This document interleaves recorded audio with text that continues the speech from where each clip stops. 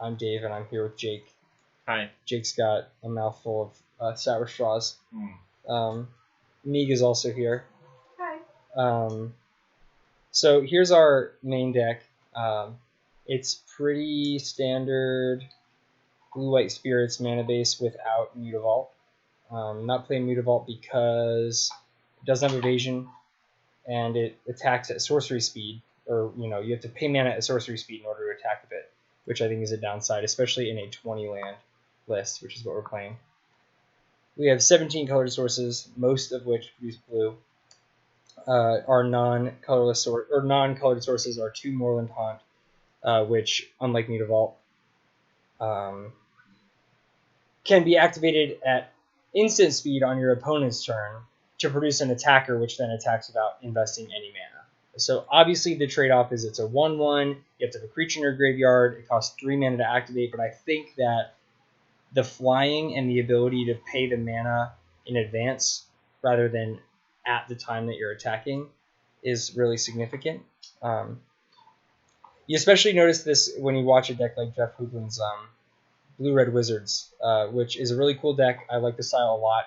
A lot of times the awkward plays involve having only 3 or 4 lands in hand and a Mutavault as a very clear and open attacker, but you can't put the 2 mana into Mutavault because then you don't have Snap plus Bolt or Grim Lavamancer plus Opt. You lose that mana efficiency. So we're trying out Haunt. And then 1 Field of Ruin. Field of Ruin has been great. I was convinced about Field of Ruin over Ghost Quarter by some friends online. I think they're right about it. It's a great card. In the main deck, nothing too weird. We're not playing main deck Thalia because I think that main deck 1-mana cantrips like Serum Visions are better for the deck than Thalia is. Just because Thalia is super dead in some matchups, particularly humans. She's really, really, really bad against humans, and also pretty bad against Bridgevine. Speaking of Bridgevine, we have 2 main deck Remorseful Clerics, unquestionably the worst card in this deck. It feels bad to draw it sometimes, but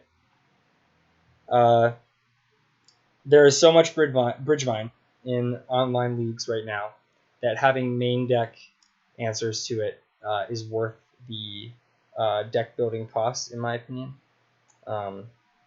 It has splash damage against a lot of other decks. It's pretty bad in those matchups, but it does something against like Storm and Blue-White Control, other Snapcaster decks. It's fine, I guess, against Mardu Pyromancer, but mostly it's that Bridgevine is crazy popular. And then we're playing 1 Nebelgas Herald, which I'm consistently impressed with, would like to play 2. I cut 1 to make room for a Remorseful Player. Real quick look at the sideboard. Check that out. We got a basic Plains in the sideboard. That's unbelievable. Mm-hmm. The reason that's in there is because we sideboard into Worship and Eidolon of Rhetoric, and these are expensive white spells. We want to make sure we can cast them on time because they're very impactful in the matches where we want to draw them.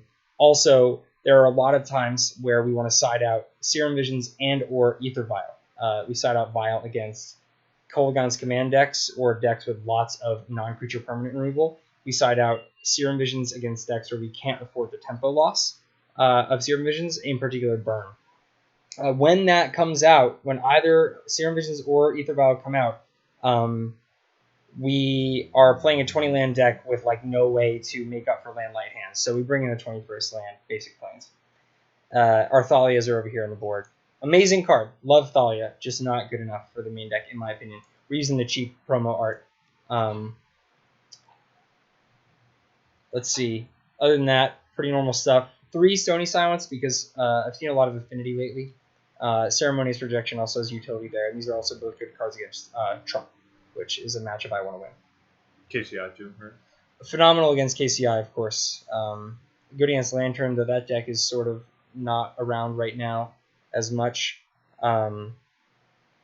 It's just, I mean, it's one of those cards where you don't side it in unless you absolutely 100% need to draw it. It's sort of like a ley line in that regard.